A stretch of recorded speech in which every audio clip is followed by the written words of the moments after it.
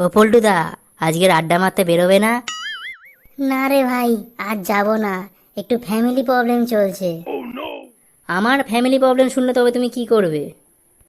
কেন রে, তোর কিসের প্রবলেম? আরে দাদা, কিছুদিন আগে আমি এক মহিলাকে বিয়ে করেছিলাম। সে তো খুব ভালো কথা, তারপর? তো সেই মহিলার আগে থেকে একটা মেয়ে ছিল। তো সেই সূত্রে সে আমার সৎ মেয়ে। তার কিছুদিন পরে আমার বাবা আমার সৎ মেয়েকে বিয়ে করে।